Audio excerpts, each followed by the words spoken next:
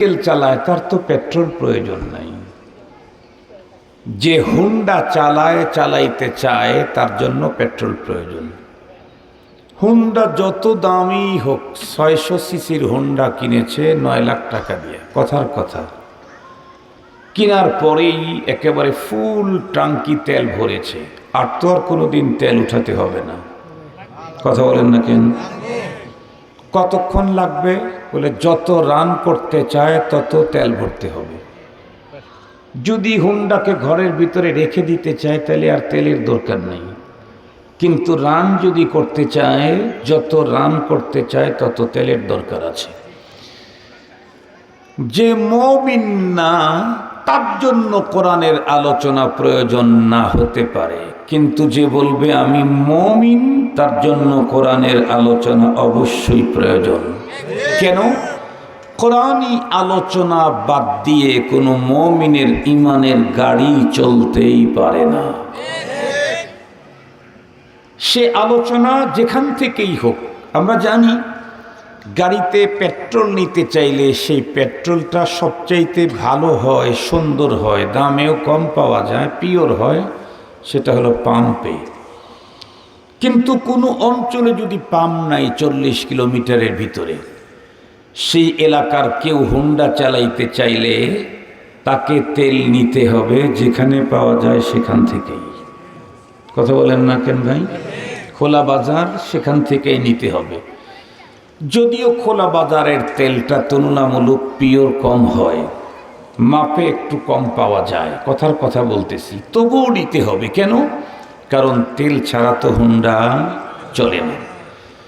প্রতিটি মুমিন তার ঈমানের গাড়ি চালাইতে চাইলে তাকে কোরআনী আলোচনা তাকে লাগবেই। সে যদি পাম্প থেকে এটা সংগ্রহ করে, মাদ্রাসা, খানকা, মসজিদ, এটা হলো পাম্প, এখান থেকে যদি সংগ্রহ করে তাহলে তো পিওরটা পেল, ওজন ভালো পেল। এটা যদি সে অর্জন করতে না পারে, যেমন আমরা অনেকেই মাদ্রাসায় ভর্তি হয়ে ঈমানি এই ফুয়েল ভরতে পারি নাই, মাদ্রাসায় ভর্তি হয়ে ঈমানি ফুয়েল এটি ভিতরে নিতে পারি নাই, তাহলে আমাকে খোলা বাজারের ওয়াজ মাহফিল থেকে হলেও কোরআনী এই ফুয়েল আমাকে সংগ্রহ করতে হবে।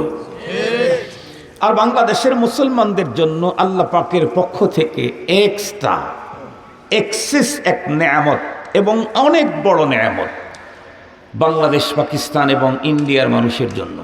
সেটি কি? আপনি পৃথিবীর অনেক মুসলিম রাষ্ট্র আছে, সেখানে গিয়ে দেখেন যত্রতত্র যেখানে সেখানে যখন তখন দ্বীনি আলোচনার এইভাবে সামিয়ানা টানায়া ইন্তেজামের কোনো সিস্টেম নেই। সবচেয়ে বেশি যত্রতত্র যখন তখন যেখানে সেখানে সামিয়ানা টানিয়ে কোরআনে পাকের আলোচনার বরকতপূর্ণ মজলিস মুনাকিব, এটা এই বাররে সগীরেই সবচেয়ে বেশি, বাংলাদেশ, পাকিস্তান আর ইন্ডিয়াতে। এছাড়া অন্য কোনো দেশে যান, অনুমতি ছাড়া হবে না, নির্ধারিত স্থানে করতে হবে, যত্রতত্র হয় না। কেউ করতে গেলে আইন বিরোধী কাজ, ধরা পড়লে ঝামেলা।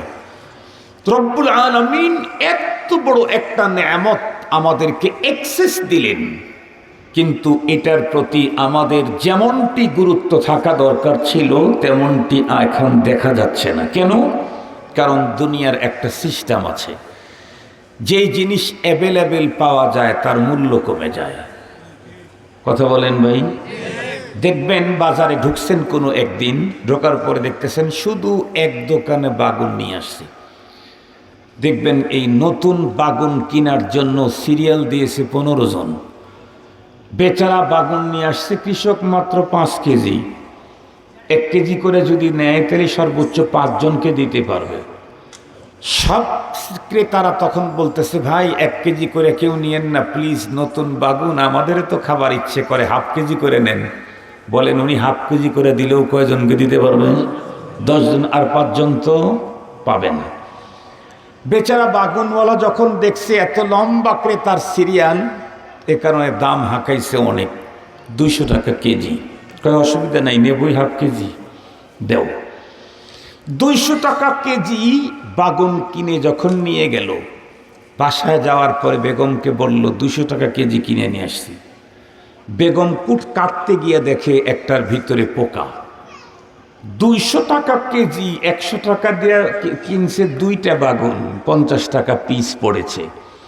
এজন্য ভিতরে একটু পোকা দেখলেই ফেলে দেয় না, এদিকে ওদিকে কেটে নেয়, শুধু পোকার জায়গাটাই ফেলে দেয়। পক্ষান্তরে যখন দেখবেন বাজারে ঢুকে অন্য কোনো কাঁচা তরকারি থাক না থাক সব দোকানে অ্যাভেলেবেল বাগুন, তাহলে বাগুনের বাজারে আর আগুন নাই। তখন 5 টাকা কেজি, 5 টাকা কেজি যদি কখনো বাগুন কেউ কেনে, এটা বাসায় নিয়ে গেলে গৃহকর্ত্রী যিনি আছেন উনি বাগুন উঁচু করতেই যদি মনে হয় যে একটা ফুটা মনে হয় আছে, অমনি চ্যাঙ্গা দিয়ে ফেলে দেয়। কিছুদিন আগে কিন্তু এদিক ওদিক কেটে কুটে শুধুই পোকার জায়গাটা ফেলে দিয়েছিল আর টোটালটা নিয়েছিল। কেন এত মূল্যায়ন? কেন? মূল্য বেশি ছিল, যে মূল্য বেশি ছিল এ কারণে মূল্যায়ন। আর মূল্য বেশি ছিল কেন? অ্যাভেলেবেল পাওয়া যায় না, যে এ কারণে মূল্য বেশি ছিল। যেই জিনিস অ্যাভেলেবেল পাওয়া যায় তার মূল্য কমে, যেই জিনিসের মূল্য কমে তার মূল্যায়ন কমাটা এমনিই স্বাভাবিক ব্যাপার। মূল্যই কম তো মূল্যায়ন বাড়বে কেমনি? তো আমাদের দেশে তো আল্লাহর বড় মেহেরবানি, কোনো মানুষ ইচ্ছে করলে নিজের এরিয়াতে সপ্তাহে 2 দিন 4 দিন 5 দিন এ জাতীয় ইমানি ফুয়েল ভরবার মতো ইন্তেজাম নিজের এলাকাতেই খুঁজে পাবে, অ্যাভেলেবেল পাওয়া যায়। এই জন্য এটার মূল্য আমাদের কাছে নেই। মাজালিসে দ্বীনিয়া, দ্বীনি মজলিস, এর কি পরিমাণে মূল্য, কি পরিমাণে দাম, এটা কত বড় জিনিস, এটার উপরে আমি কিঞ্চিত আজকে আলোচনা করব ইনশাআল্লাহ। আল্লাহ পাকের কোরআনে আল্লাহ তাআলা অর্ডার দিলেন তার হাবিবকে, কি? ওয়াদাক্কির ফাইন্নাদ যিকরা তানফাউল মুমিনিন। মনে আছে আপনাদেরকে? আল্লাহ তার হাবিবকে বললেন বারবার দাক্কির, বারবার আপনি দ্বীনি আলোচনা করেন আমার হাবিব। কেন? আর কারো ফায়দা হোক না হোক, ইমানদারের ফায়দা হবেই হবে।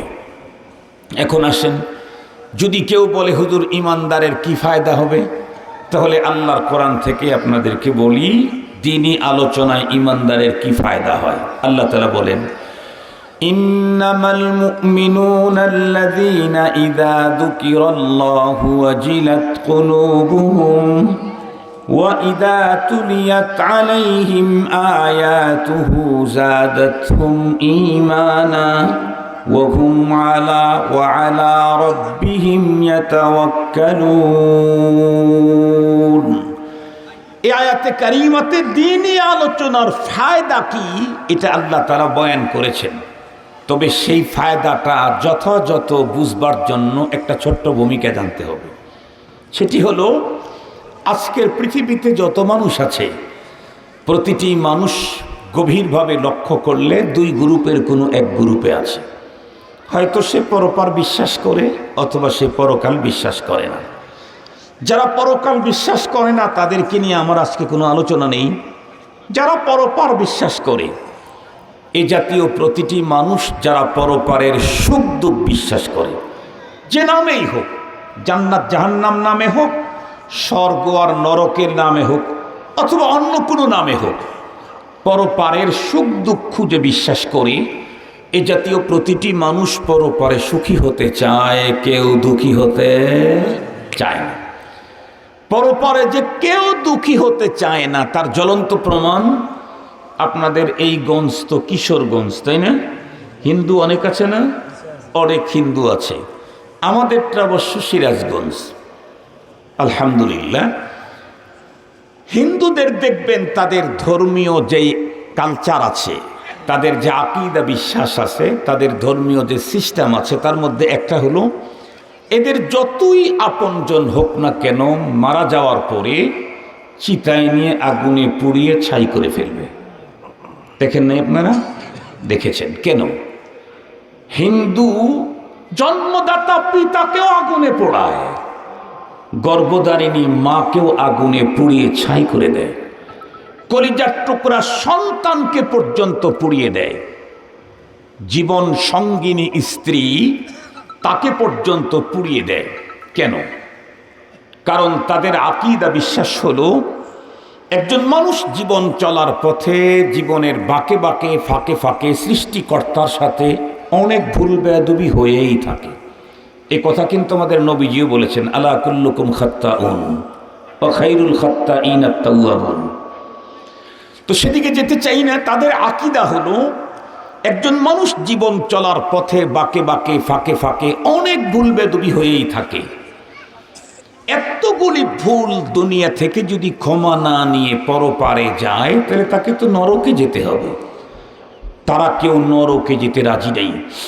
এই জন্য তারা সিস্টেম আবিষ্কার করেছে, মরার পরে এদের অতি আপনজন তার মুখে আগুন দিয়ে পুড়িয়ে ছাই করে জীবনের মালিকের সাথে সৃষ্টিকর্তার সাথে যা অপরাধ করেছিল তার সাজা দিয়ে পুড়িয়ে তাকে ছাই করে নিষ্পাপ করে স্বর্গে পাঠায়া দেয়। এটা হলো তাদের আকীদা বিশ্বাস। এটা সহি না গলত, ভালো না মন্দ, কিচ্ছু বলবো না আমি। আমার তো এখান থেকে একটা সাবজেক্ট, একটা পয়েন্ট আমার উদ্ধার করা দরকার। সেটি হলো হিন্দু বহুত্ববাদী যারা কখনো লক্ষ্মী, কখনো সরস্বতী, কখনো দুর্গার পূজা করে, এরাও মরণের পরে স্বর্গেই যেতে চায়, আগুনে পুড়ে হলেও কেউ নরকে যেতে চায় না। সেই জায়গা থেকে আমরা তো বলতেই পারি, আমরা যারা মুসলিম আমরা পরপারে জান্নাতেই যেতে চাই, কেউ জাহান্নামী হতে চাই না। কি বলেন? এ ব্যাপারে তো কার কোনো দ্বিমত নাই। দলীয়ভাবে এক একজন এক এক দলের হলেও ঈমান যদি থাকে, পরপারের বিশ্বাস থাকলেই এ জাতীয় প্রতিটি মানুষ পরপারে জান্নাতি হতে চায়, কেউ জাহান্নামে যেতে চায় না। এবার আসেন, আমরা সবাই জান্নাতে যেতে চাই, কোনো সন্দেহ নাই আমার থেকে শুরু করে। কিন্তু কোরআন এবং হাদিস মন্থন করলে দেখা যায় পরপারে জান্নাতে যারা যাবে তারা হবে দুই কোয়ালিটির মানুষ, এর বাইরে কেউ জান্নাতি হবে না। একটা কোয়ালিটি হলো প্রথম চান্সেই তারা ডিরেক্ট কোনো রকমের সাজা শাস্তি টাস মাস করা ছাড়াই আল্লাহ পাকের জান্নাতে ঢুকে যাবে। আর একটা গ্রুপ হলো নানা মেদি সাজা ভোগের পরে, অনেক পরে অথবা কিছুদিন পরে তারা জান্নাতে একদিন না একদিন যাবে। এই দুই পদ্ধতির বাইরে আর কোনো মানুষ পরপারে জান্নাতি হওয়ার আর কোনো সুযোগ নেই। তবে মনে রাখতে হবে, ডিরেক্ট আল্লাহর জান্নাতে যেতে চাক আর সাজা ভোগের পরে সবার শেষে জান্নাতে যেতে চাক, দুই গ্রুপের জন্যই একটা জিনিস কমন। এটা যদি না থাকে তাহলে ডিরেক্ট জান্নাত হবে না, জীবনে কোনোদিনও জান্নাত হবে না। তার নাম হলো ঈমান। বলেন তার নাম কি? আবার বলেন তার নাম কি? এ কারণেই আমাদের বর্তমান জাতীয় মসজিদের খতিব আল্লামা আব্দুল মালিক হাফিজাহুল্লাহ হুজুর একটা বই লিখেছেন, নামই দিয়েছেন ঈমান সবার আগে। নামটার কি? বইটার নাম কি? ঈমান সবার আগে। ঈমান যদি না থাকে, সে কার পুত্র, কার পিতা, কার স্ত্রী, কার সন্তান, কার চাচা, কার ভাতিজা, এগুলি দেখবার কোনো সুযোগ নেই। এ কারণেই তো নবীদের নবী, নবীদের নবী সাইয়্যিদুল মুরসালিন জনাবে মুহাম্মদুর রাসূলুল্লাহ সাল্লাল্লাহু আলাইহি ওয়াসাল্লামের আপন চাচা খাজা আবু তালেব, শুধু চাচাই নন, ইসলামের জন্য তার এমন কোরবানি আছে, নবীর জন্য তার এমন ত্যাগ আছে, আমাদের মতো 2-4 লক্ষ মুসলিমকে একত্রিত করলেও খাজা আবু তালেবের ত্যাগের সমান হবে না। কিন্তু বলুন, এ খাজা আবু তালেব পরপারে কোনো একদিনের জন্য কি জান্নাতে যেতে পারবে? কেন? ঈমান নাই। নবীদের নবীর চাচা হয়েও মুক্তির কোনো সুযোগ নাই। আরেকজন পয়গম্বর উম্মতে মুসলিমার পিতা, মিল্লাত আবিকুম ইব্রাহিম হুয়া সাম্মাকুমুল মুসলিমিন, সেই ইব্রাহিম খলিল আলাইহিস সালামের পিতা আযর। বলুন তো দেখি, জান্নাতি না জাহান্নামী? কোনোদিন কি জান্নাতে যাওয়ার সুযোগ আছে? তাম দুনিয়ার সমস্ত উম্মতে মুসলিমার পিতা খলিলুল্লাহ তার পিতা জান্নাতে যাওয়ার সম্ভাবনা নাই। কেন? ঈমান নাই, নবীর পিতা হওয়ার পরেও জান্নাত নাই। আর একজন পয়গম্বর, বড় জলিলুল কদর পয়গম্বর, যেই পয়গম্বরের এক আবেদনে আল্লাহ পাক রব্বুল আলামিন তামাম পৃথিবীর সমস্ত কাফের, মুশরিক, বেঈমান, নাস্তিক, মুরতাদদের আন্ডা বাচ্চা চিরতরে সমূলে শেষ করে দিয়েছেন। উনি হলেন হযরতে নূহ আলাইহিস সালাম। উনি আল্লাহ পাকের কাছে আবেদন দিয়েছিলেন, রব্বি লা তাদার আলাল আরদি মিনাল কাফিরিনা দাইয়ারা ইন্নাকা ইন তাদারহুম ইউদিল্লু ইবাদাক ওয়ালা ইয়ালিদু ইল্লা ফাজিরান কাফফারা। নূহ আলাইহিস সালাম আল্লাহ পাকের কাছে আবেদন দিলেন, ইয়া আল্লাহ, আপনি এই জাতি, তাম দুনিয়ার সমস্ত কাফের, মুশরিক, বেঈমানদেরকে আন্ডা বাচ্চা সহ সমূলে শেষ করে দেন। কেন? কারণ আমি ওদেরকে প্রায় 1000 বছর হয়ে গেল আমি ডাকতেছি। কত রঙের ডাকা ডাকলাম। ইন্নী দাউতুহুম লাইলাও ওয়া নাহারা, আমি রাত্রেও ডেকেছি, দিনেও ডেকেছি, আস্তে ডেকেছি, জোরে ডেকেছি, লোকালয়ে ডেকেছি, একে একই ডেকেছি। কিন্তু কুল্লামা দাউতুহুম লিতাগফিরা লাহুম জাআলু আসাবিআহুম ফি আযানিহিম ওয়াস্তাগশাউ থিয়াবাহুম ওয়া আসররু ওয়াস্তাকবারু ইস্তিকবারা। রব্বুল আলামিন ওদের কন্ডিশন বড় ভয়ঙ্কর। আমি যখনই ওদেরকে ডাকি আপনি ক্ষমা করে দিবেন, জালু আসাবিআহুম ফি আযানিহিম, 2 কানের ভিতরে আঙ্গুল একদম শিপে দিত, যাতে করে আমার আহ্বান ওদের কানেই না ঢোকে। এক কথা, ভয়ঙ্কর অহংকারী, দাম্ভিকতা দেখায় ওরা জীবনে ফিরবে না। এই জন্য একটাও রেখো না। রব্বুল আলামিন তখন জানায় দিলেন, ঠিক আছে, ফাসনাইল ফুলকা বিআয়ুনিনা, পয়গম্বর আপনার আবেদন মঞ্জুর, আমি অপারেশন ক্লিন চালাবো। এখন অপারেশন ক্লিন চালাবো, তবে আপনি আর আপনার সাথে যারা মুমিন তাদেরকে সেফটি দিতে হবে না? এই জন্য আপনি ডিজাইন আমি বলে দিচ্ছি, আপনি একটা জাহাজ তৈরি করেন, ডিজাইন আমি যেটা দেবো সেই ডিজাইনে। ফাসনাইল ফুলক বিআয়ুনিনা, আমার ডিজাইনে একটা জাহাজ তৈরি করেন। লম্বা কথা, এখান থেকে একটা পয়েন্ট নিতে চাই।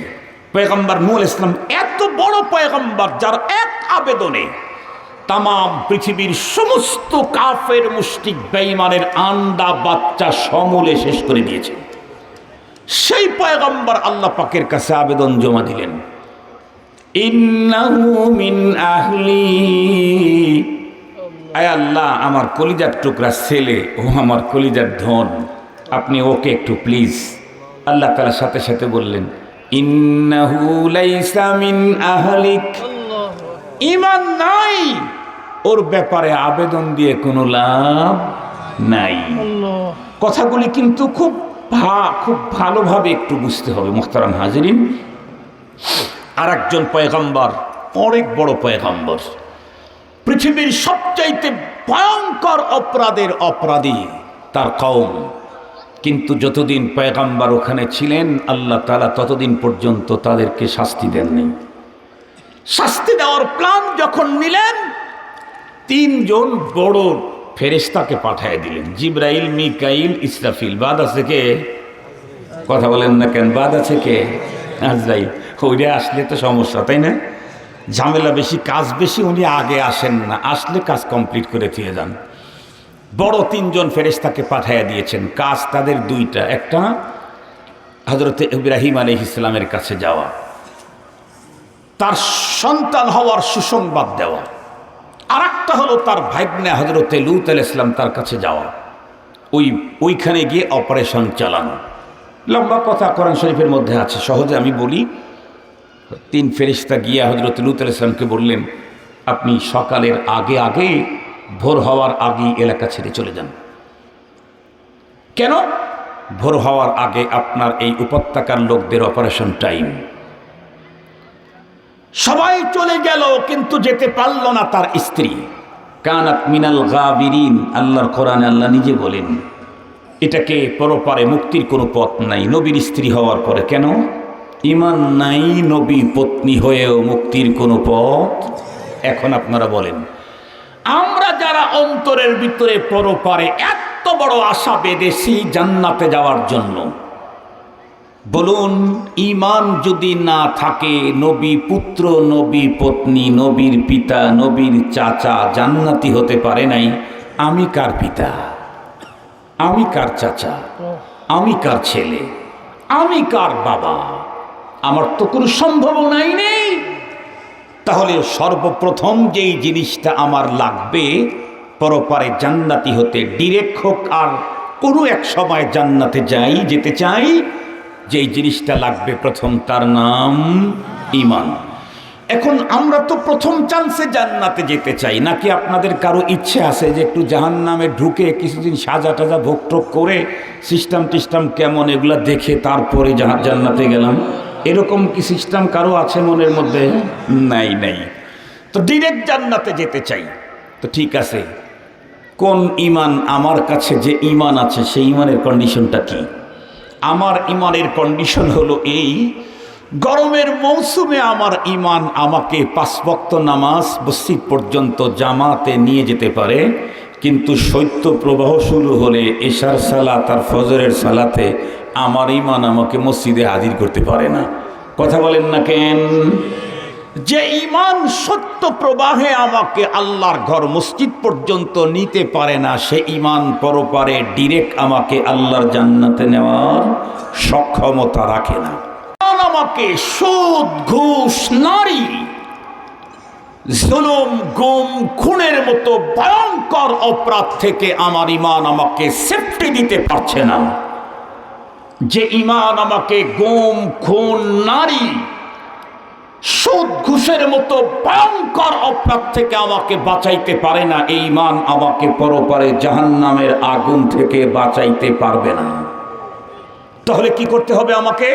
আমি তো ডাইরেক্ট জান্নাতে যেতে চাই, তাহলে আমার ঈমানকে শক্তিশালী করতে হবে। ইমামে বুখারী রাহমাতুল্লাহি আলাইহি বলেন, আল ঈমান ইয়াজিদ ওয়া ইয়ানকুস, ঈমান কমে এবং বাড়ে। বলুন তো দেখি, আমাদেরটা কমানো দরকার না বাড়ানো দরকার? বাড়ানো দরকার। এখন ঈমান শক্তিশালী করবেন, পাওয়ারফুল করবেন কি দিয়ে? ভিটামিন ডি খেলেই ঈমান শক্তিশালী হয়ে যাবে, ভিটামিন সি খেলে, ভিটামিন এ টু জেড খেলে, ভিটামিন দিয়ে শরীর শক্তিশালী হবে। ঈমান শক্তিশালী করতে চাইলে এই ভিটামিন কোনো কেমিস্ট্রিরা তৈরি করতে পারে না। মুসলমান ভাইরা আমার ভালো করে বুঝেন, আমরা আমাদের দুর্বল ঈমানটাকে শক্তিশালী যদি করতে চাই, তাহলে কোরআন কারীম আমাদেরকে অনেক পদ্ধতি দিয়েছেন। তার ভিতরে সবচাইতে সহজ এবং আসান পদ্ধতির নাম হলো মাজালিসে দ্বীনিয়া। দ্বীনি আলোচনার মজলিসের ভিতরে উপস্থিত হলে প্রতিটি ঈমানদারের ঈমান কি পরিমাণে, কেমনে, কোন পদ্ধতিতে বাড়ে, সেই কথাগুলি আল্লাহ পাক রব্বুল আলামিন কোরআনে হাকিমের ভিতরে বলেছেন।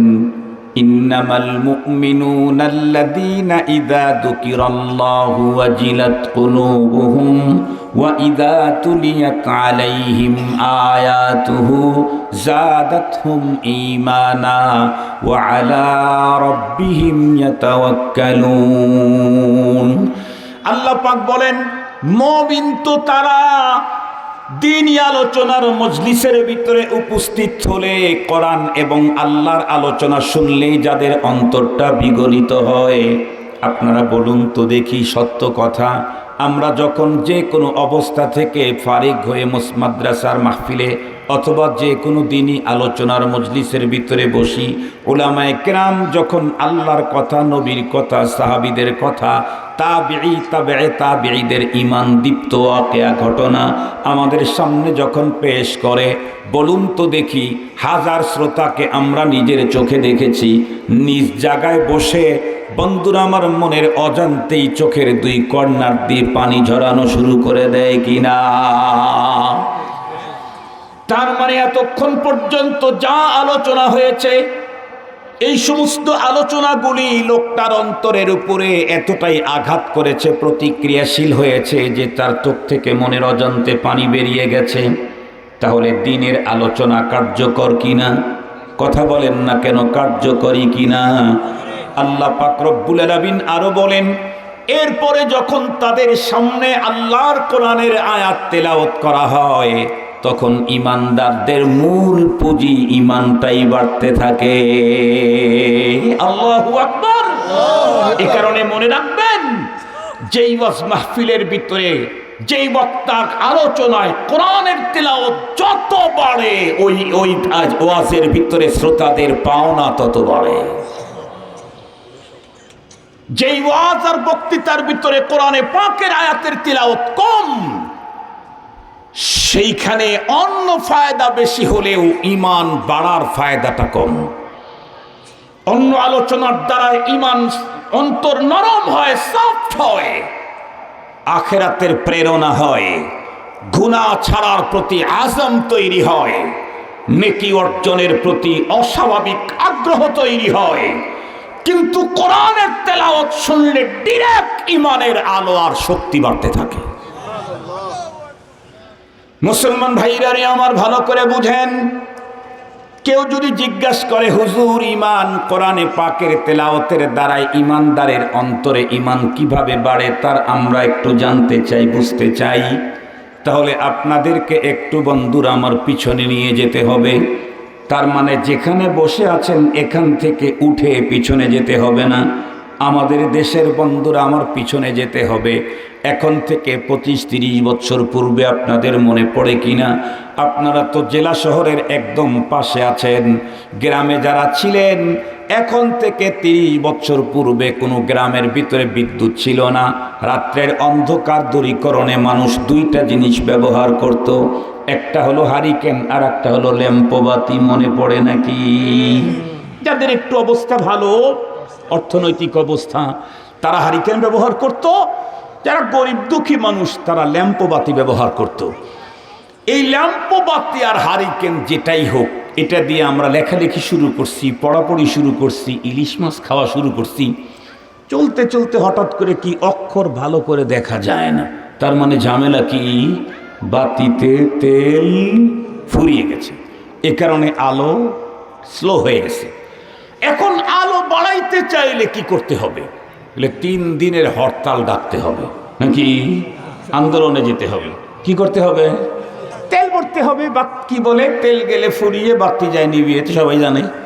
তেল দিলেই বাতি জ্বলবে, কিন্তু তেল যে ঢালবেন, যাকে তাকে দিয়ে তেল ঢালাইলে কিন্তু বাতি নিভেই যেত। অনেকে মনে করতো এই নিভে গেল, নিভে গেল, নিভে গেল। দ্রুত তেলের বোতল নিয়ে এসে ঘপ করে যেই তেল ঢেলে দিত, ঠাস করে আগুন উপরে ওঠে, ঠুস করে নিভে যেত। মনে পড়ে কি আপনাদের? এই 18 বছরের পোলারা বুঝবেন, ওরা তো জীবনে দেখেই নেই। আর 10 বছর পরে ল্যাম্পবাতি দেখানোর জন্য জাদুঘরে নিয়ে যাবেন। মুহতারাম হাজিরিন, খুব ভালো করে বুঝেন কথাটা। তাহলে তেল ঢালার নিয়ম কি? আস্তে আস্তে ঢালতে হবে। কেন? সলিতার এক মাথায় থাকে আগুন, অপর সলিতার অপর কর্নারে আগুনের টাচ, তেলের টাচ লাগা মাত্র আধা সেকেন্ডের ভিতরে অপর কর্নারের আগুন বেড়ে যায়। সলিতার এক কর্নারে তেলের টাচ লাগতেই যেমন অপর কর্নারের আগুন বাড়ে, ইমানদারের কানে কোরআনে পাকের তেলাওয়াতের টাচ লাগতেই তার অন্তরে ইমানের আগুনের পাওয়ার বেড়ে যায়। মুসলমান ভাইরারে আমার, ভালো করে বুঝেন, কেউ যদি জিজ্ঞাসা করেন হুজুর তাহলে কি কোরআনে পাকের আলোচনা, কোরআনে পাকের তেলাওয়াত শুধুমাত্র কেবলমাত্র মুমিনদের জন্যই উপকারী ফায়দা দিবে, অন্যদের জন্য উপকারী না? তা না, বরং আল্লাহর কোরআনে আল্লাহ নিজেই বলেছেন হুদান লিন্নাস।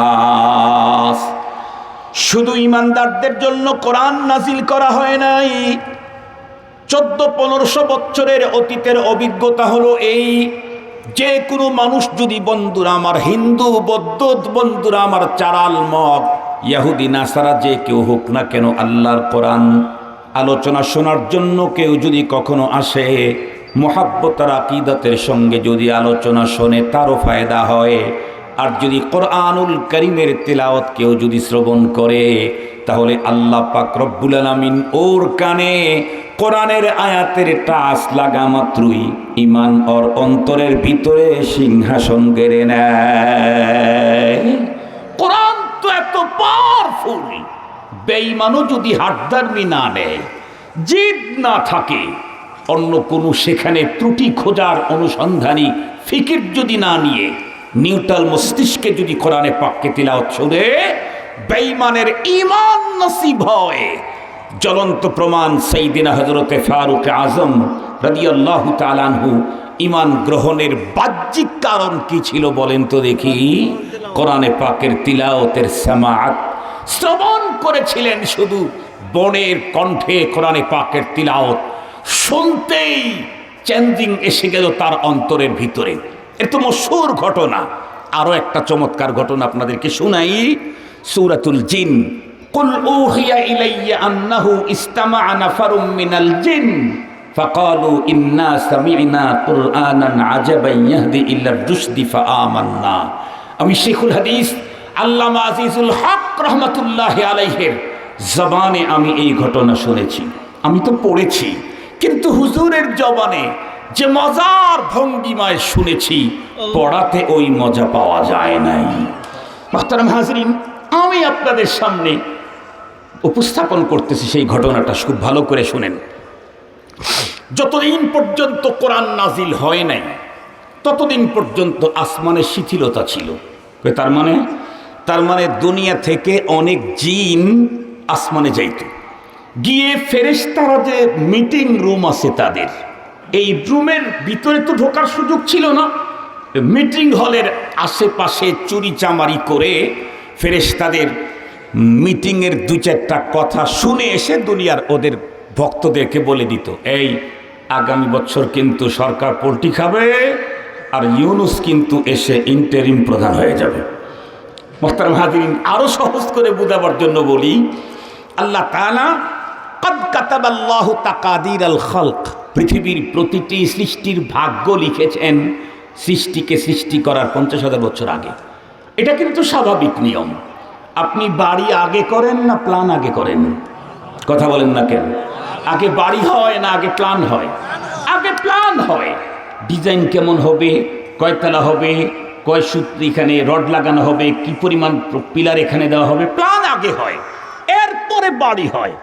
রব্বুল আলামিন পৃথিবীর সমস্ত সৃষ্টিকুলের ভাগ্যের প্ল্যান আগে করেছেন 50,000 বছর আগে, এরপরে তাদেরকে তৈরি করা শুরু করে দিয়েছেন। সুবহানাল্লাহ বলবেন না? যে এই প্ল্যানই পৃথিবীতে হবে, এর বাইরে কিচ্ছু হবে না। আল্লাহ পাক রব্বুল আলামিন তার হাবিবকে ডেকে বলেন, কুল লা ইউসিবানা ইল্লা মা কাতাবাল্লাহু লানা হুয়া মাওলানা ওয়া আলাল্লাহি ফালইয়াতাওয়াক্কালিল মুমিনুন। ওগো হাবিব আমার, আপনি বলেন, লা ইউসিবানা ইল্লা মা কাতাবাল্লাহু লানা, আমার তো জীবনে তাই ঘটবে যা আমার রব আমার জন্য প্ল্যান দিয়েছেন, এর বাইরে পৃথিবীর কোনো কিচ্ছু কোনোদিন ঘটতেই পারে না। আন-নাসীবু ইউসীবু, আন-নাসীবু ইউসীবু। মুহতারাম হাজিরিন, আল্লাহ পাক রব্বুল আলামিন প্রতিটি মানুষের ভাগ্য ভালো মন্দ মানুষ সৃষ্টির বন্ধুরা আমার 50,000 বছর আগে লিখেছেন। প্রত্যেক বছরের বন্ধুরা আমার দুনিয়ার কার্যক্রমগুলি ফেরেশতাদেরকে দিয়া চালান, তাদের হাতের ভিতরে 1 বছরের কর্মসূচি দিয়ে দেন। সেই দিন কোন দিন, সেই রাত কোন রাত, উলামায়ে কেরাম বলেন লাইলাতুন নিসফি মিন শাবান, শাবানের মধ্যবর্তী রজনীতে আগামী 1 বছরে কে মরবে, কে বাঁচবে, কার উত্থান কার পতন হবে, এক কথা ডিটেলস কর্ম কমপ্লিট করার জন্য ফেরেশতাদের হাতের ভিতরে দেওয়া হয়। ফেরেশতারা আল্লাহ পাকের পক্ষ থেকে কর্মের অর্ডার পেয়ে তারা নিজেদের ভিতরে কাজগুলি যখন বন্টন করে নেন, তখন আওয়াজ হয়। কোথায় আওয়াজ হয়? সূরাতুল বুরুজ পড়েন, ওয়াস-সামাঈ যাতিল বুরুজ। বুরুজের তাফসীরে গিয়ে দেখেন বুরুজ বার্জুনের বহুবচন। বার্জুন মানে একটা অর্থ হলো, বার্জুন মানে কক্ষ, ঘর, রুম। ফেরেশতা কর্মরত, ফেরেশতাদের জন্য আসমানের ভিতরে জায়গা জায়গায় রেস্ট রুম আছে, কোনো কোনো জায়গায় মিটিং হল, বড় রুম করা আছে। ফেরেশতারা তাদের মিটিং হলের ভিতরে বসে কার্যক্রম যখন বন্টন করে দিত, আগে কোরআন নাজিলের আগে জিনগুলি চুরি করে বাহির থেকে দুই একটা শব্দ শুনতো, শুনে এসে দুনিয়াতে তথাকথিত গণক আগে ছিল, এখন আর গণক মনক চলে না, এটা ডেট ফিল হয়ে গেছে। ওদের কাছে বলে দিত যে আসমানে কিন্তু এটা খবর হয়েছে, আসমানি মেসেজ, অমুক মারা যাবে, অমুক জিন নতুন একটা পথ পাবে।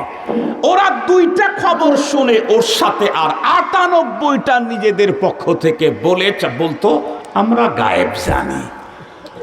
আমরা কি জানি আপনাদের মনে পড়ে কিনা? আমার তো এতটুকুন মনে আছে, ছোটবেলায় গ্রামের ভিতরে কিছু বাটপাড় আসতো, চিটার আসতো, আইসা মেয়েদের কাছে এসে বলতো চটাং বটাং এক পদি চটাং, এই চাচি তোমার তো একটাই ছেলে, তার তো অনেক বড় মুসিবত দেখতেছি। এ কথা বলতেই তো চাচির অবস্থা জটিল, পোলাই একটা।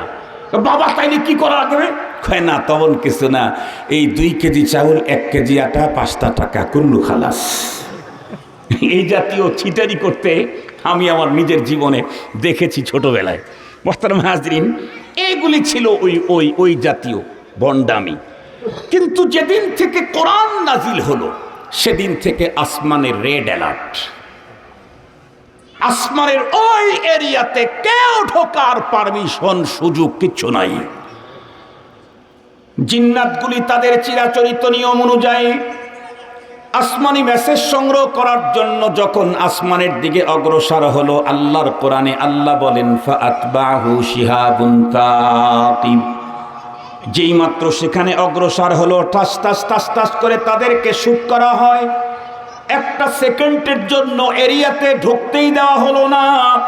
দীর্ঘক্ষণ পর্যন্ত হাড় ভাঙ্গা পরিশ্রম করে চেষ্টা করে ব্যর্থ হয়ে দুনিয়াতে এসে তারা তাদের বসকে মেসেজ করলো, স্যার আসমানে অবস্থা বড় ভয়ঙ্কর। বলে কি, আমরা তো চিরজীবন সেখানে গেলাম, কোনো বাধা ছিল না, ওত পেতে 2-4টা কথা নিরাপদে শুনে আসতাম, কিন্তু আজকে দেখি ওই এরিয়াতে ঢোকার কোনো কায়দাই নাই। সিরিয়াস রকমের রেড অ্যালার্ট জারি করেছে, ঢোকা মাত্র চতুর্দিক থেকে গুলি ছুটতে থাকে। তাহলে এখন কি করা যায়? জিনদের বড় বস, তার মাথা খারাপ, সে বলল নিঃসন্দেহে পৃথিবীতে নতুন কোনো ঘটনা ঘটেছে, নাইলে এমনটি হওয়ার কোনো কথা না। তাহলে তোমরা একটা কাজ করো। বলে কি? তোমরা কয়েকটা গ্রুপ হয়ে তামাম দুনিয়া ওয়ার্ক করে আমাকে মেসেজ পৌঁছিয়ে দাও। কয়েকটা গ্রুপ করো, তামাম দুনিয়া ওয়ার্ক করবা, পৃথিবীতে নতুন কি ঘটলো এটা আমাকে জানাও, এর সমাধান নিতে হবে, পথ আমাকে খুঁজে বের করতে হবে। এখন বলুন, জিন যদি তামাম দুনিয়া কয়েক গ্রুপ হয়ে ওয়ার্ক করতে চায়, কয় বছর লাগবে? কথা বলেন, কয় মাস লাগবে? কয় সপ্তাহ লাগবে? কয় দিন লাগবে?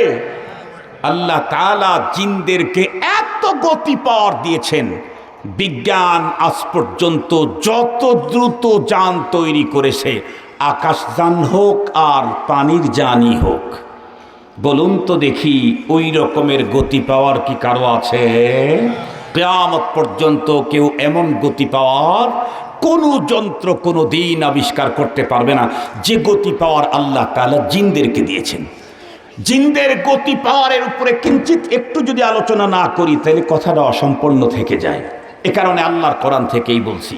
হযরতে সুলাইমান আলাইহিস সালামের নাম তো শুনছেন, এটা কি বিষাদ সিন্ধুতে আছে না কোরআন শরীফের মধ্যে আছে? কথা বলেন না কেন?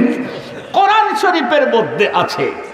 কোরআনে হাকিমের ভিতরে স্পষ্ট এসেছে হযরতে সুলাইমান আলাইহিস সালাম একে তো নবী, আবার রাজা, যে হলেন বিশ্ব সেরা রাজা। এই রকমের রাজত্ব পৃথিবীর কাউকেই দেওয়া হয় নাই। তামাম পৃথিবীর রাজত্ব করেছে ফরম্যান 4 জন, কিন্তু সুলাইমান পয়গম্বরের মতো রাজত্ব পৃথিবীর সেকেন্ড কাউকে দেওয়া হয়নি। সুলাইমান আলাইহিস সালাম আল্লাহ পাকের কাছে আবেদন করতেই তো বলেছিলেন, মুলকান লা ইয়ামবাগি লি আহাদিন মিন বাদি, আল্লাহ আমি রাজত্বটা চাই এমন, পৃথিবীর আর কাউকে এমনটা দেওয়া হবে না। আল্লাহ তাআলা বললেন ঠিক আছে, রাজত্ব দিলেন। তার রাজত্ব কি? শুধু মানুষের উপরে রাজত্ব নয়, শুধু জিনের উপরে রাজত্ব নয়, পশু পাখি যা আছে সবার উপরে তার রাজত্ব। আজীব কথা হলো, মানুষের কথা যেমনে বুঝেন জিনের কথা তেমনে বুঝেন, পশু পাখির কথাও 100% বুঝেন। উনি বলেন তারা বলে, তারা বলে উনি বলেন। এক আজীব পয়গম্বর। এই পয়গম্বর একবার মিটিং ডাকছেন। ওনার মিটিংয়ে শুধু আমাদের দেশের মিটিংয়ে তো যার যার দলের লোকেরা থাকে, সুলাইমান পয়গম্বরের মিটিংয়ে পৃথিবীর সকল প্রাণী হাজির থাকতো। জিনদের ভিতরে প্রতিনিধিত্বশীল যারা, ইনসানের ভিতরে প্রতিনিধিত্বশীল যারা, জলহস্তির ভিতরে প্রতিনিধিত্বশীল যারা, আর স্থলহস্তির ভিতরে প্রতিনিধিত্বশীল যারা, এক কথা গোটা পৃথিবীর সমস্ত মখলুকাতের প্রাণী যারা, তারা সেখানে উপস্থিত থাকতো। তাহলে বুঝেন মিটিং হলটা কত ছোট। জলহস্তির জন্য 10টা জলহস্তি খায় বসায় দিলে তো আপনারা এখান থেকে আউট। হযরতে সুলাইমান পয়গম্বর এমনই একটা মিটিং এর ভিতরে বসে বললেন, তোমরা তো সবাই এখানে আছো, আমার একটা কাজের প্রয়োজন। এই কাজটা সবচেয়ে শর্ট টাইমের ভিতরে কে করে দিতে পারো তোমরা ভেবে চিনতে বলো। কি? আমি তো এখন সুলাইমান পয়গম্বর, আমার রাজ সিংহাসনের ভিতরে বসে আছি। আমি চাই অতি অল্প সময়ের ভিতরে বিলকিস রানীর সিংহাসনটা আমার সামনে হাজির করে দিবে। কে পারবে অল্প টাইমে? সুলাইমান আলাইহিস সালাম সেখানে দরবার করেছেন, মিটিং করেছেন। আমরা আসছি কত পরে, আমাদের পয়গম্বরেরও 1500 বছর পরে আসছি, কিন্তু রব্বুল আলামিন এই গল্পটা কোরআন শরীফে পৃথিবীর মানুষকে জানায় দিয়েছেন কোরআন নাজিল করে। আল্লাহ তাআলা শোনায় দিলেন, ক্বালা ইফরিতুম মিনাল জিন্নি আনা আতীক। জিনদের ভিতরে ইফরিত দাঁড়িয়ে গেল। সে সুলাইমান পয়গম্বরকে উত্তর করলো, ওগো পয়গম্বর সুলাইমান, আপনি যদি আমাকে অনুমতি দেন তাহলে আপনি আপনার চেয়ার থেকে দাঁড়াবার আগে আগে বিলকিস রানীর সিংহাসন আপনার সামনে হাজির করে দেব। এখন বলুন, বিজ্ঞানী যত দ্রুত যানই তৈরি করুক, এই রকমের দ্রুত যান লা ইউমকিনু লি আহাদ, কিয়ামত পর্যন্ত কারো জন্যই সম্ভব নয়। এর চাইতে একটা মজার কথা বলে সামনের দিকে যাই। ওয়াকাল আল্লাযী ইনদাহু ইলমুল কিতাব। এরপরে একজন মানুষ দাঁড়ায় গেল, জিন দাঁড়ানোর পরে একজন মানুষ দাঁড়ালো। উনি বন্ধুরা আমার দাঁড়ায় বললেন, পয়গম্বর আপনি যদি আমাকে অনুমতি দেন তাহলে আপনার চোখের পলক ফেলতে যতটুকুন সময় লাগে তার আগে বিলকিস রানীর সিংহাসন থেকে তার চেয়ার আপনার সামনে হাজির করে দেব। এই মানুষ তার এই পাওয়ার কোথা থেকে আসলো? আল্লাহ পাক বলেন, এই পাওয়ারটা আসছে হলো ইনদাহু ইলমুল কিতাব। এটা হলো ইলমের পাওয়ার। ইনদাহু ইলমুল কিতাব, তার কাছে ছিল কিতাবের ইলম, ইসমে আযমের ইলম। এই ইলমের কারণে জিন্নাতের চাইতেও পার আল্লাহ তাআলা তাকে দান করে দিয়েছেন। সেই ইলমের ছেলে এবং মেয়েদের সেই ইলম শিক্ষা দেওয়ার প্রতিষ্ঠান দারুল উলুম এবং হযরতে ফাতেমাতুজ জাহরা রাদিয়াল্লাহু তাআলা আনহা মাদ্রাসা। ছেলে এবং মেয়ে উভয়দেরকে যেই ইলমের পাওয়ারের চাইতে বড় পাওয়ার আর নেই। আল্লাহ তাআলা নিজে বললেন, আল্লাযী ইনদাহু ইলমুল কিতাব। ওই লোক বললেন যার কাছে কিতাবের ইলম আছে। আপনার চোখের পলক ফেলতে যতটুকুন সময় তার আগে বিলকিস রানীর সিংহাসন থেকে তার চেয়ার আপনার সামনে হাজির করে দেব। মুহতারাম হাজিরিন, এটি একটা কথা আর কি। মূল আলোচনা হলো ওই যে ফিকিরে প্রধান যিনি জিন্নাতের মাথা খারাপ, দুনিয়াতে কিছু হয়েছে, সুতরাং পুরা দুনিয়া খবর করে আমাকে মেসেজ দাও। বেরিয়ে গেল। এখন ওদের কি কোনো প্লেন টেলেন ভাড়াটা লাগবে নাকি? ভিসা লাগবে মনে হয়। ভিসা লাগবে? আর একটু জোরে বলেন। পাসপোর্টও লাগে না, ভিসাও লাগে না। কেন? কারণ হলো জিন জিসমুন নারিয়ুন ইয়াতাশাক্কালু বিআশকালিন মুখতালিফা। আল্লাহ তাআলা ওদেরকে তৈরি করেছেন যখন যেমন তখন তেমন আকৃতি ধারণ করবার ক্ষমতা দিয়েছেন। আল্লাহু আকবার বলেন। এবার গ্রুপ গ্রুপ হয়ে পুরা দুনিয়াতে ওয়ার্কিংয়ে বের হলো। দুনিয়াতে নতুন কি ঘটছে? মুসলমান ভাইরা রে আমার, এক গ্রুপ জিনের কপাল খুলে গেল। একটা গ্রুপ জিনের কপাল খুলে গেল। বিশ্বনবী সাল্লাল্লাহু আলাইহি ওয়াসাল্লাম মদিনার বাইরে কোনো এক জায়গায় সফরে গিয়েছিলেন। সফর থেকে নবীজি মদিনাতুল মুনাওয়ারার দিকে প্রত্যাবর্তন করতেছিলেন। পথগুলি চলতে চলতে চলতে চলতে পথের ভিতরে আসার পরে ফজরের ওয়াক্ত হয়ে গেল। রহমতে আলম সাল্লাল্লাহু আলাইহি ওয়াসাল্লাম সেখানেই ফজরের সালাতের জন্য দাঁড়িয়ে গেলেন। পয়গম্বরের কণ্ঠে কোরআনে পাকের তেলাওয়াত শুরু করে দিলেন। আমাদের মতো নরমাল মানুষের কণ্ঠে কোরআনের তেলাওয়াত যদি এত সুন্দর শোনা যায়, যেই মানুষটার উপরে আল্লাহ পাক রব্বুল আলামিন কোরআন নাজিল করেছেন তার কণ্ঠে কোরআনের তেলাওয়াত কত মজা। বিশ্বনবী সাল্লাল্লাহু আলাইহি ওয়াসাল্লাম ফজরের সালাতে কোরআনে পাকের তেলাওয়াত চালিয়ে যাচ্ছিলেন। হঠাৎ করে বন্ধুরা আমার, অনুসন্ধানী জিন্নাতের একটা দল সেখান দিয়ে যাইতেই থমকে দাঁড়িয়ে গেল। কেন দাঁড়ালো? কারণ তাদের কণ্ঠের ভিতরে কোরআনে পাকের শব্দগুলি ঢুকলো। ঢোকা মাত্র তারা থমকে দাঁড়িয়ে গেল।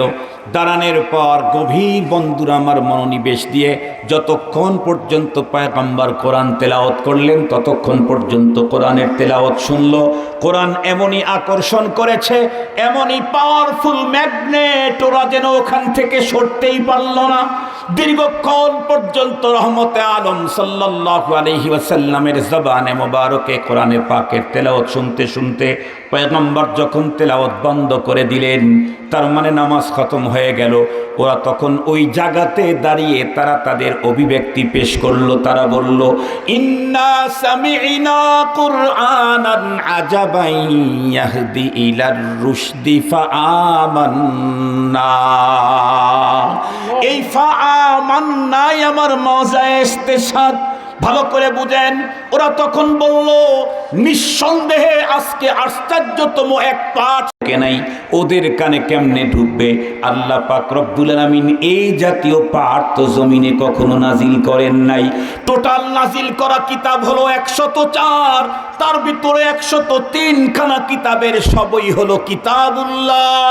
একমাত্র কালামুল্লাহ হলো আল্লাহর কোরআন।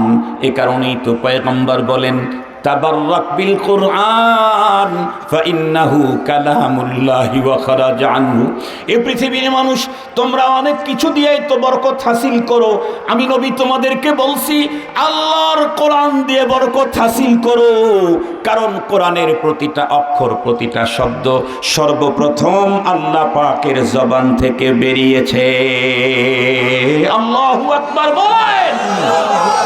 কোরআনে পাকের প্রতিটা ওয়ার্ড, প্রতিটা শব্দ, প্রতিটা অক্ষর খারাজা আনহু আল্লাহ পাকের জবান থেকে বেরিয়েছে। তারপরে জিবরাইল আমিনের জবানে উচ্চারিত হয়েছে। তারপরে মুহাম্মাদুর রাসূলুল্লাহ সাল্লাল্লাহু আলাইহি ওয়াসাল্লামের জবানে উচ্চারিত হয়েছে। তারপরে সাহাবায়ে কেরাম থেকে উচ্চারণ হতে হতে আজকে আমরা আলহামদুলিল্লাহ উচ্চারণ করা শিখেছি। আল্লাহু আকবার বলেন। কি পরিমাণে বরকত কোরআনে, কি পরিমাণে বরকত কোরআনে।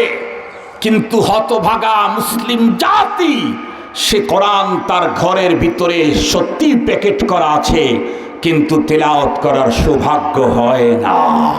কথা বলেন না কেন? কথা বলেন না কেন?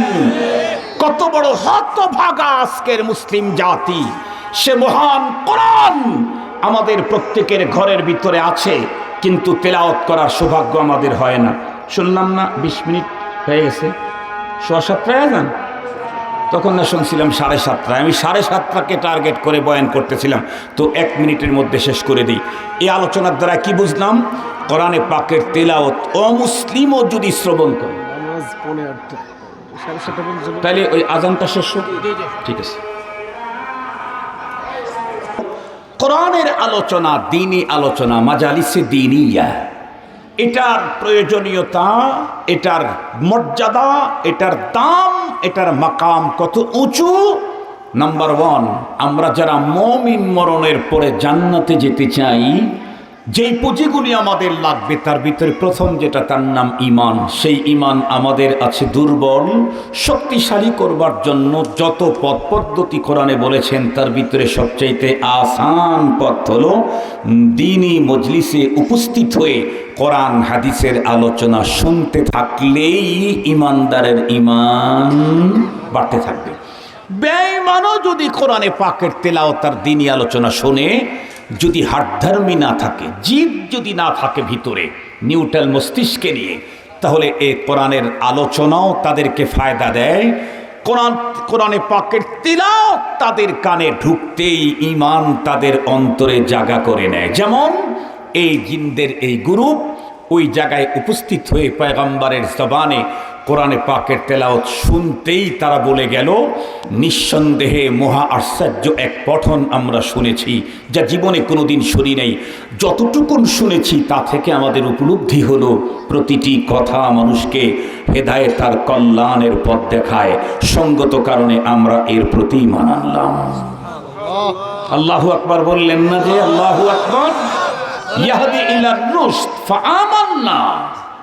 সঙ্গত কারণে আমরা এর প্রতি ঈমান আনলাম যে কোরআনের তেলাওয়াত, যে দ্বীনি আলোচনা বেঈমানের ঈমান আনতে সহযোগিতা করে, সে কোরআনের আলোচনা আমি ঈমানদারের জন্য প্রয়োজন আছে না নাই?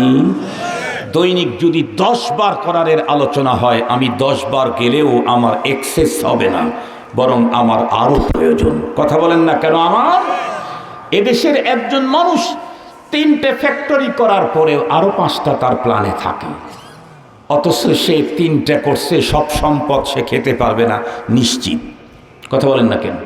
আমার যদি 50 কোটি টাকার সম্পদ থাকে, আমি সব খেয়ে যেতে পারবো কি? খেতে পারবো না, এটাই নিশ্চিত। অন্যরা খাবে। এরপরেও যদি আরো 500 কোটি টাকার প্রয়োজন হয়, অথচ আখেরাত নেকি আমি যা অর্জন করব সব পাই আমি খেতে পারবো, এটার গ্যারান্টি আছে। কারণ পরপারের অনন্ত জীবন আমার, এটা দিয়ে আল্লাহ তাআলা আমাকে চালাবেন, আমার তা আমি খেতে পারবো। দুনিয়ায় যা খেতে পারবো না তার জন্য যদি এত লিপ্সা থাকে, তাহলে আখেরাতের যেটা আমার এক পাও হাত ছাড়া হবে না, আমি ভোগ করতে পারবো। আমার সব সম্পদ আমি ভোগ করব, আমার পোলা খাবে, নাতি খাবে, পরবর্তী প্রজন্ম পাবে। তার জন্য যদি আমার এত ব্যস্ততা হয়, 24 ঘন্টার মধ্যে 18 ঘন্টা তার পিছনে দিতে হয়, তাহলে কোরআনের পিছনে, দ্বীনি আলোচনার পিছনে, আখিরাতের পিছনে আমার সময়ের কতটুকুন বিনিয়োগ দরকার। আল্লাহ তাআলা বুঝবার তৌফিক দান করুক। ওয়া আখিরু দাওয়ানা আলহামদুলিল্লাহি রাব্বিল আলামিন। আসসালামু আলাইকুম ওয়া রাহমাতুল্লাহি ওয়া বারাকাতুহু।